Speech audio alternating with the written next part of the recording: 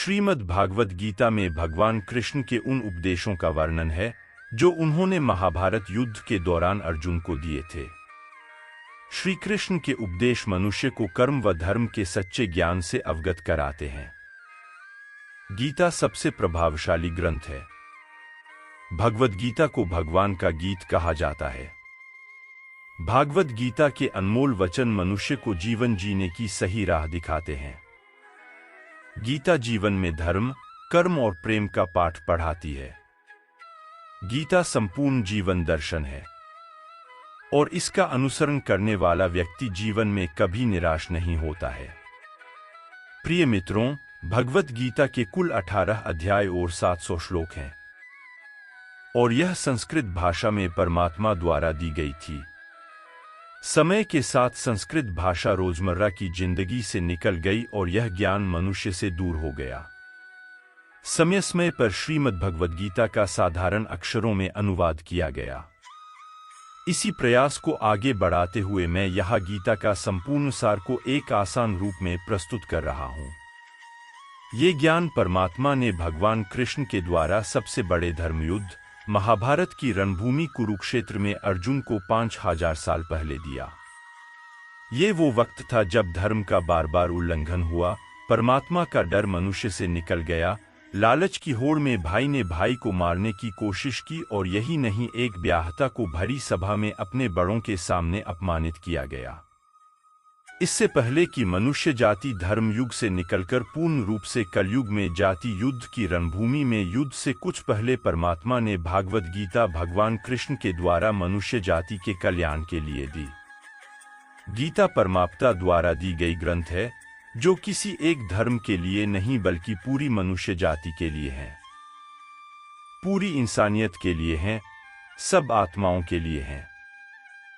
क्योंकि ये आत्मा को परमात्मा के बारे में, उसकी सृष्टि के बारे में और सबसे अहम यह उन कायदों के बारे में समझाती है जिनका आत्मा को मनुष्य के रूप में हर हाल में पालन करना होगा, रक्षा करनी होगी और इन्हीं कायदों की बुनियाद पे एक आत्मा को शरीर त्याग करने के बाद परखा जाएगा और इस परीक्षा से पास होने पे हमेशा के लिए इस जन्म और मृत्यु से मुक्ति मिलेगी। भगवान श्री कृष्ण कहते हैं कि मैं ही सबकी शुरुआत हूँ।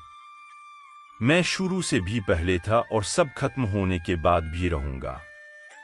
सब मुझ में है और मैं सब में हूं। जो भी तुम छू सकते हो, देख सकते हो, चख सकते हो या सुन सकते हो, सब मैं हूं। ये नदियां, पहाड़, सूरज, ग्रहण, चांद, सितारे सब मैंने बनाए हैं। मैंने ही भगवान, शैतान, राक्षस और इंसान बनाया। मैं सर्वव्यापी हूं, सब में रहता हूं, सब मैं हूं। मैं ही ब्रह्मा बनकर सब बनाता हूं और रुद्र बनके सब नष्ट कर देता हूं। मैं ये सृष्टि यूं ही बनाता और तोड़ता रहूंगा ताकि आत्माओं को मौके मिल सके इस जन्म और मृत्यु से मोक्ष पाने को, हमेशा के लिए परमात्मा के साथ रहने को। तुम क्यों व्यर्थ की चिंता करते हो? किससे व्यर्थ डरते हो? कौन तुम्हें मार सकता है? आत्मा ना पैदा होती है, न मरती है। जो हुआ वह अच्छा हुआ, जो हो रहा है वह अच्छा हो रहा है, जो होगा वह भी अच्छा ही होगा। तुम भूत का पश्चाताप न करो, भविष्य की चिंता न करो। वर्तमान चल रहा है। तुम्हारा क्या गया जो तुम रोते हो? तुम क्या लाए थे जो तुमने खो दिया? तुमने क्या पैदा किया था जो नाश हो गया? न तुम कुछ लेकर आए, जो लिया यहीं से लिया, जो दिया यहीं पर दिया, जो लिया इसी से लिया, जो दिया इसी को दिया। खाली हाथ आया और खाली हाथ जाएगा। जो आज तुम्हारा है कल और किसी का था, परसों किसी और का होगा। तुम इसे अपना समझकर मग्न हो रहे हो। बस यही प्रसन्नता तुम्हारे दुखों का कारण है। परिवर्तन संसार का नियम है। जिसे तुम मृत्यु समझते हो वही तो जीवन है। एक क्षण में तुम करोड़ों के स्वामी बन जाते हो, दूसरे ही क्षण में तुम दरिद्र हो जाते हो। मेरा तेरा, छोटा बड़ा, अपना पराया, मन से मिटा दो, फिर सब तुम्हारा है, तुम सबके हो। न यह शरीर तुम्हारा है, न तुम शरीर के हो। यह अग्नि, जल, वायु, पृथ्वी, आकाश से बना है और इसी में मिल जाएगा। परंतु आत्मा स्थिर है, फिर तुम क्या हो? तुम अपने आप को भगवान को अर्पित करो। यही सबसे उत्तम सहारा है।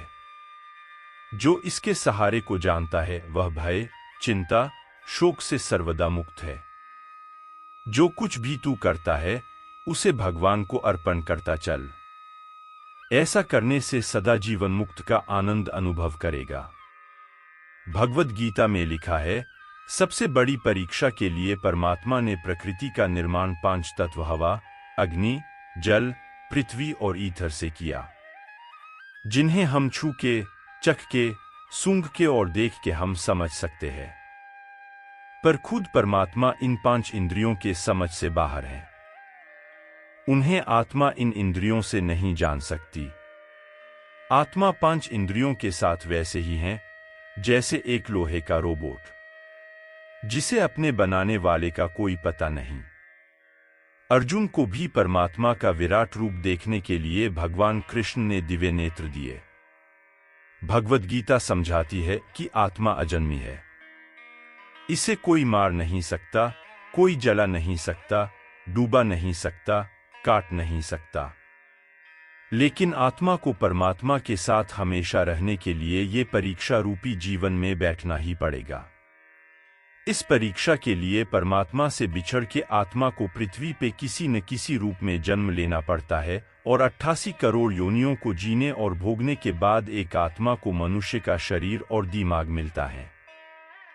इस सबसे बड़ी मर्यादाओं की परीक्षा में बैठने के लिए हर मनुष्य को इस पूरी परीक्षा के दौरान तरह तरह की अच्छी और बुरी भावनाओं की चक्रव्यूह में अपने ही भाई बहन और मित्रों के साथ डाला जाता है, जिसमें हर आत्मा को अपने अंदर के तामसिक और राजसिक अवगुणों से निकल के सात्विक जीवन में प्रवेश करने के मौके मिलते हैं। हमारे तामसिक गुण वो है जो हमारे अंदर हीन भावना पैदा करके हमें खुद को उदास और नुकसान पहुंचाते हैं, और हमारे राजसिक गुण हमें ईर्ष्यालु और लोभी बना के दूसरों के प्रति नुकसान पहुंचा सकते हैं। इस परीक्षा के दौरान हर आत्मा को तामसिक और राजसिक गुणों को खत्म करके अपने सात्विक गुणों से परिचित होना पड़ेगा।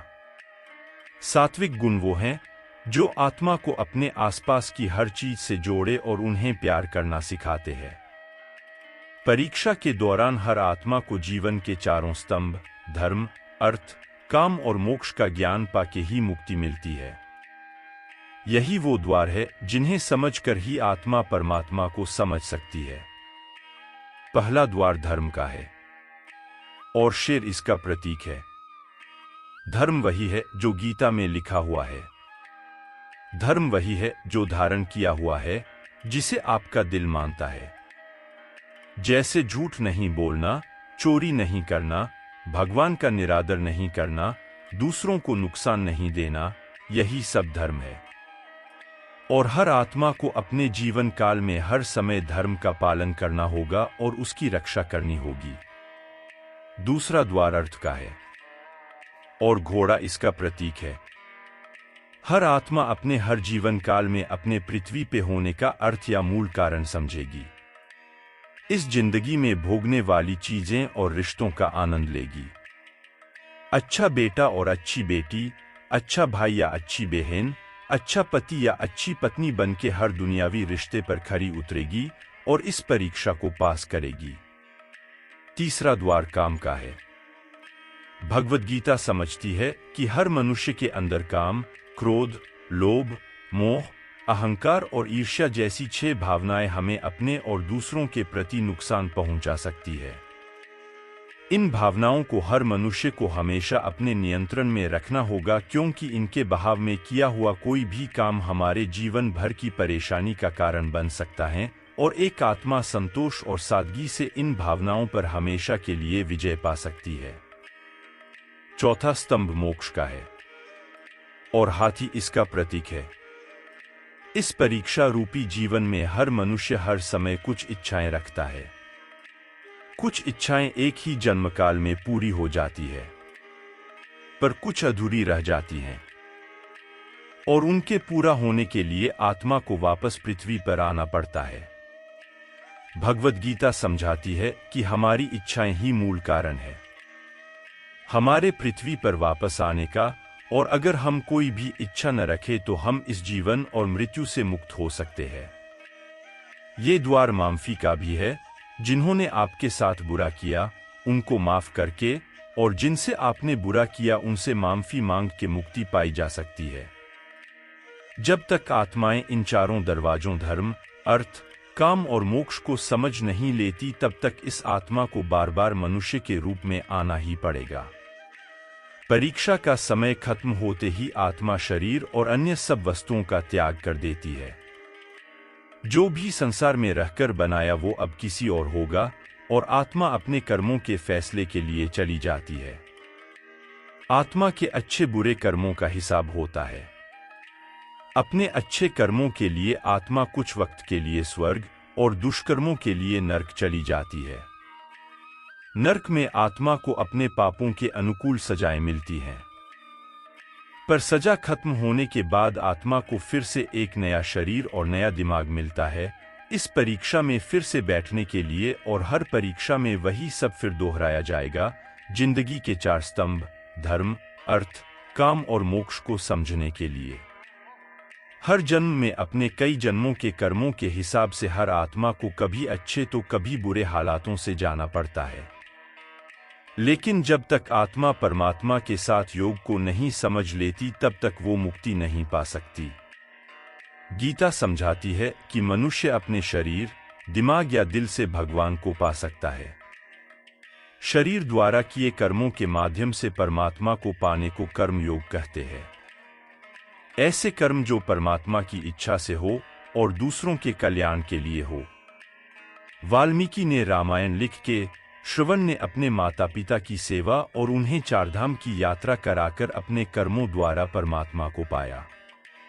गीता ने समझाती है कि एक आत्मा दिमाग से भी परमात्मा के साथ योग लगा सकती है।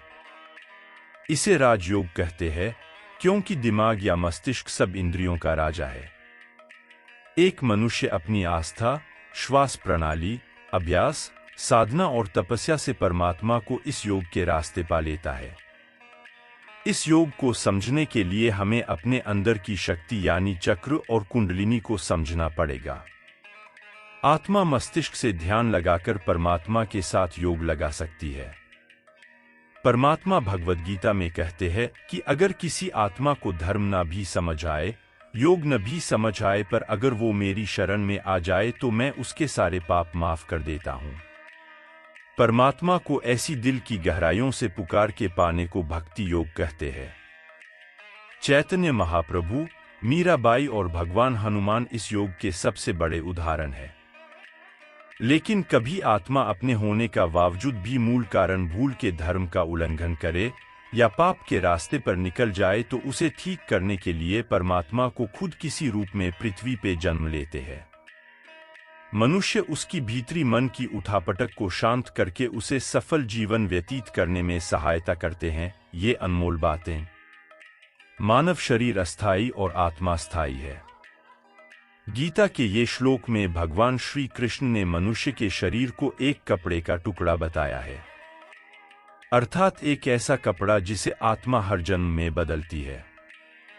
अर्थात मानव शरीर आत्मा का अस्थाई वस्त्र है जिसे हर जन्म में बदला जाता है। इसका अर्थ यह है कि हमें शरीर से नहीं उसकी आत्मा से व्यक्ति की पहचान करनी चाहिए। जो लोग मनुष्य के शरीर से आकर्षित होते हैं या फिर मनुष्य के भीतरी मन को नहीं समझते हैं, ऐसे लोगों के लिए गीता का यह उपदेश बड़ी सीख देने वाला है। जीवन का एकमात्र सत्य है वो है मृत्यु।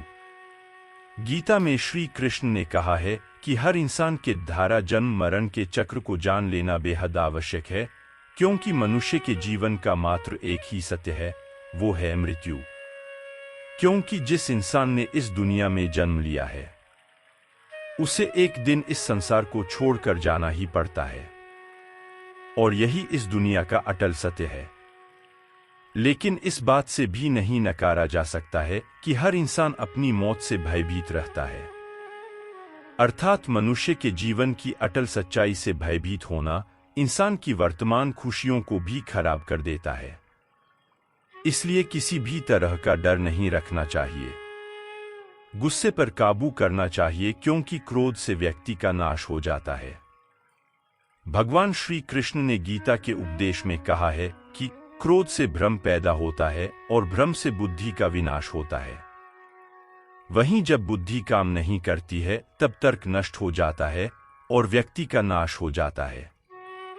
इस तरह हर व्यक्ति को अपने गुस्से पर काबू करना चाहिए, क्योंकि क्रोध भी भ्रम पैदा करता है।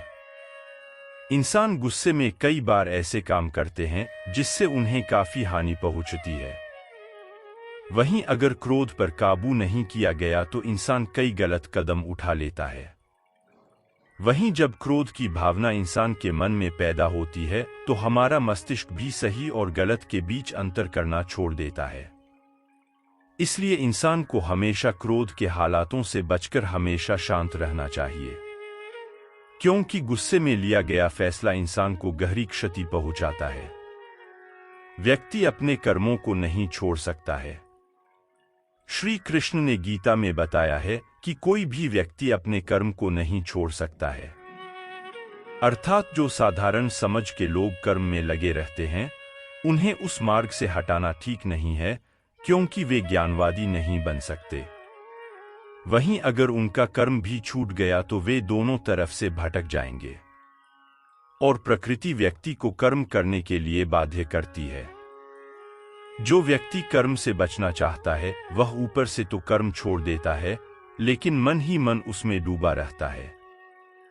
अर्थात जिस तरह व्यक्ति का स्वभाव होता है वह उसी के अनुरूप अपने कर्म करता है। मनुष्य को देखने का नजरिया। गीता सार में मनुष्य को देखने के नजरिए पर भी संदेश दिया गया है। इसमें लिखा गया है, जो ज्ञानी व्यक्ति ज्ञान और कर्म को एक रूप में देखता है उसी का नजरिया सही है, और जो अज्ञानी पुरुष होता है उसे ज्ञान नहीं होने की वजह से वह हर किसी चीज को गलत नजरिए से देखता है। इंसान को अपने मन को काबू में रखना चाहिए। गीता सार में उन लोगों के लिए संदेश दिया गया है जो लोग अपने मन को काबू में नहीं रखते हैं, क्योंकि ऐसे लोगों का मन इधर-उधर भटकता रहता है और उनके लिए वह शत्रु के समान काम करता है। मन व्यक्ति के मस्तिष्क पर भी गहरा प्रभाव डालता है। जब व्यक्ति का मन सही होता है तो उसका मस्तिष्क भी सही तरीके से काम करता है। खुद का आकलन करें। गीता सार में यह भी उपदेश दिया गया है कि मनुष्य को पहले खुद का आकलन करना चाहिए और खुद की क्षमता को जानना चाहिए, क्योंकि मनुष्य को अपने आत्मज्ञान की तलवार से काटकर अपने हृदय से अज्ञान के संदेह को अलग कर देना चाहिए। जब तक मनुष्य खुद के बारे में नहीं जानेगा तब तक उसका उद्धार नहीं हो सकता है। मनुष्य को खुद पर विश्वास करना चाहिए। श्रीमद् भगवद गीता में श्री कृष्ण ने उपदेश दिया है कि हर मनुष्य को खुद पर पूरा भरोसा रखना चाहिए, क्योंकि जो लोग खुद पर भरोसा करते हैं वह निश्चय ही सफलता हासिल करते हैं। वहीं इंसान जैसा विश्वास करता है वह वैसा ही बन जाता है। अच्छे कर्म करें और फल की इच्छा ना करें। जो लोग कर्म नहीं करते और पहले से ही परिणाम के बारे में सोचते हैं, ऐसे लोगों के लिए गीता सार का यह उपदेश बड़ी सीख देने वाला है। इसमें श्री कृष्ण ने कहा है कि इंसान को अपने अच्छे कर्म करते रहना चाहिए और यह नहीं सोचना चाहिए कि इसका क्या परिणाम होगा, क्योंकि कर्म का फल हर इंसान को मिलता है। इसलिए इंसान को इस तरह की चिंता को अपने मन में जगह नहीं देनी चाहिए। कर्म का फल क्या होगा या फिर किसी काम को करने के बाद वह खुश रहेंगे या नहीं। अर्थात कर्म करने के दौरान इंसान को इसके परिणाम के बारे में बिल्कुल भी चिंता नहीं करना चाहिए और किसी भी काम को चिंता मुक्त होकर शुरू करना चाहिए। मनुष्य की इंद्रियों का संयम ही कर्म और ज्ञान का निचोड़ है। जाहिर है कि मनुष्य के सुख और दुख में मन की स्थिति एक जैसी नहीं रहती है। सुख में मनुष्य ज्यादा उत्साहित हो जाता है और दुख में वह बेकाबू हो जाता है। इसलिए सुख और दुख दोनों में ही मनुष्य के मन की समान स्थिति हो, इसे योग ही कहा जाता है। वहीं जब मनुष्य सभी सांसारिक इच्छाओं का त्याग करके बिना फल की इच्छा के कोई काम करता है तो उस समय वह मनुष्य योग में स्थित कहलाता है। और जो मनुष्य मन को वश में कर लेता है उसका मन ही उसका सबसे अच्छा मित्र बन जाता है, लेकिन जो मनुष्य अपने मन को वश में नहीं कर पाता है उसके लिए वह मन ही उसका सबसे बड़ा दुश्मन बन जाता है। वहीं जो मनुष्य अपने अशांत मन को वश में कर लेते हैं उनको परमात्मा की प्राप्ति होती है। और जिस मनुष्य को ज्ञान की प्राप्ति हो जाती है उसके लिए सुख दुख, सर्दी गर्मी और मान अपमान सब एक समान हो जाते हैं। ऐसा मनुष्य स्थिर चित्त और इंद्रियों को वश में करके ज्ञान द्वारा परमात्मा को प्राप्त करके हमेशा संतुष्ट रहता है। खुद पर पूरा भरोसा रखे और अपने लक्ष्य को पाने के लिए लगातार प्रयास करें। गीता सार के इस उपदेश को अगर कोई भी व्यक्ति अपने जीवन में पालन करे तो निश्चय ही वह एक सफल व्यक्ति बन सकता है। जो लोग पूरे विश्वास के साथ अपने लक्ष्य को पाने का प्रयास करते हैं वह निश्चय ही अपने लक्ष्य को पा लेते हैं। लेकिन मनुष्य को अपने लक्ष्य को हासिल करने के लिए लगातार चिंतन करते रहना चाहिए। तनाव से दूर रहने का संदेश। भगवान श्री कृष्ण ने गीता सार में कहा है कि लोगों को तनाव से दूर रहना चाहिए क्योंकि तनाव इंसान को सफल होने से रोकता है। अपना काम को प्राथमिकता दें और इसे पहले करें। श्रीमद् भगवद गीता में श्री कृष्ण ने यह उपदेश दिया है कि अपने काम को पहले प्राथमिकता दें और पहले अपने काम को पूरा करने की कोशिश करें, तभी दूसरे का काम करें, क्योंकि जो लोग पहले अपने काम को नहीं करते और दूसरे का काम करते रहते हैं वे लोग अक्सर परेशान रहते हैं। लोक में जितने देवता हैं सब एक ही भगवान की विभूतियां हैं। श्रीमद् भगवद गीता में भगवान श्री कृष्ण ने यह भी उपदेश दिया है कि सब एक ही भगवान की विभूतियां हैं। जो लोग भगवान के अलग अलग रूपों की पूजा करते हैं और उनकी अलग अलग शक्तियों में भरोसा रखते हैं, ऐसे लोगों के लिए यह जान लेना बेहद जरूरी है कि सभी एक ही भगवान की विभूतियां हैं। मनुष्य के अच्छे गुण और अवगुण भगवान की शक्ति के ही रूप हैं। इसका सार यह है कि लोक में जितने देवता हैं सभी एक ही भगवान की विभूतियां हैं। वहीं कोई पीपल को पूज रहा है तो कोई पहाड़ को, कोई नदी या समुद्र को। असंख्य देवता हैं जिनका कोई अंत नहीं है। लोग अपनी अपनी आस्था के मुताबिक देवी देवताओं के अलग अलग स्वरूपों की पूजा करते हैं, लेकिन सभी एक ही भगवान की विभूतियां हैं। जो लोग भगवान का सच्चे मन से ध्यान लगाते हैं वह पूर्ण सिद्ध योगी माने जाते हैं। गीता सार में भगवान श्री कृष्ण ने यह भी उपदेश दिया है कि जो लोग सच्चे मन से भगवान की आराधना करते हैं और अपना पूरा ध्यान भगवान की भक्ति में लगाते हैं वे लोग पूर्ण सिद्ध योगी माने जाते हैं। वहीं जो मनुष्य परमात्मा के सर्वव्यापी, अकल्पनीय, निराकार, अविनाशी, अचल स्थित स्वरूप की उपासना करता है और अपनी सभी इंद्रियों को वश में करके सभी परिस्थितियों में समान भाव से रहते हुए सभी प्राणियों के हित में लगा रहता है, उस पर ईश्वर की कृपा जरूर बरसती है। भगवान श्री कृष्ण ने अर्जुन से कहा था कि हे अर्जुन, अपने मन को मुझ में ही स्थिर कर और अपनी बुद्धि को मुझ में ही लगा। इस तरह तू निश्चित रूप से मुझ में ही हमेशा निवास करेगा। वहीं अगर तू ऐसा नहीं कर सकता है तो भक्ति योग के अभ्यास द्वारा मुझे प्राप्त करने की इच्छा पैदा कर सकता है।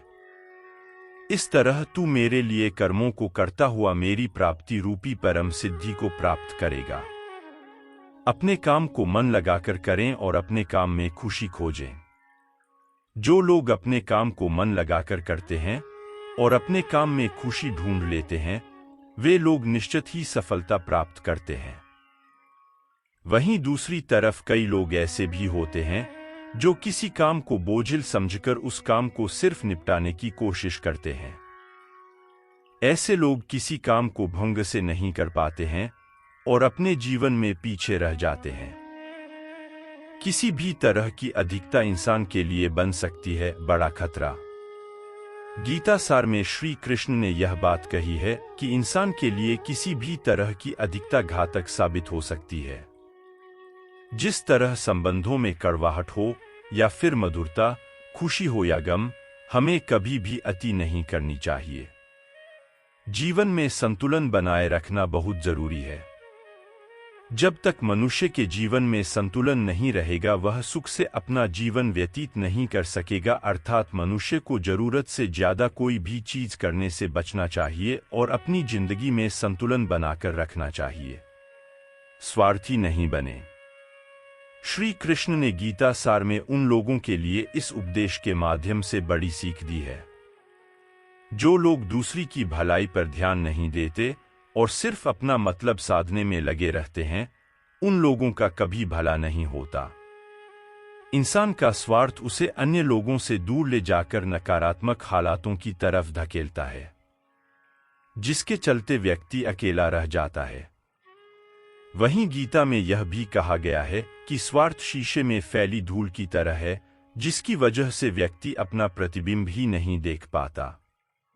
वहीं अगर आप चाहते हैं कि आप भी अपना जीवन खुशीपूर्वक व्यतीत करें, तो इसके लिए यह जरूरी है कि आप अपने स्वार्थ को कभी अपने पास नहीं आने दें, क्योंकि स्वार्थी मनुष्य दोस्ती भी सिर्फ अपना स्वार्थ निकालने के लिए करते हैं।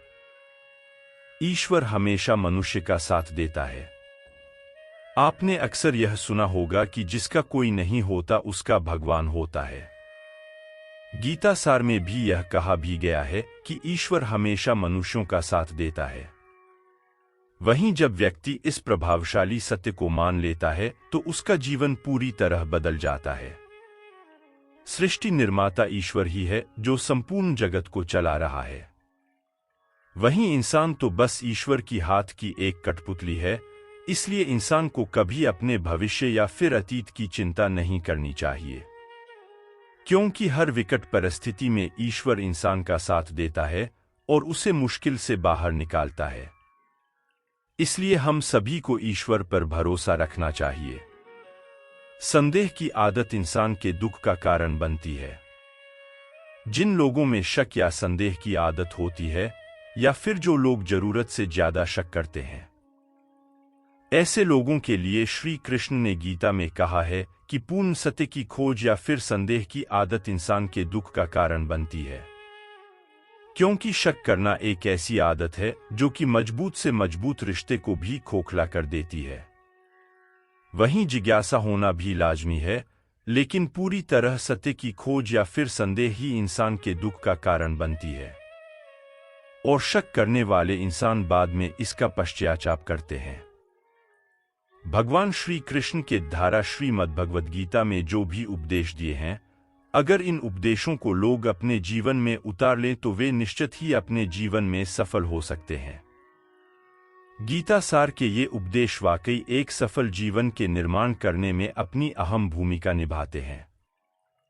यह गीता का उपदेश युद्ध भूमि में खड़े अर्जुन के लिए नहीं था, बल्कि यह संपूर्ण मानव जाति के लिए है।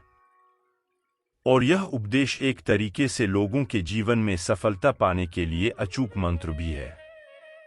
धन्यवाद।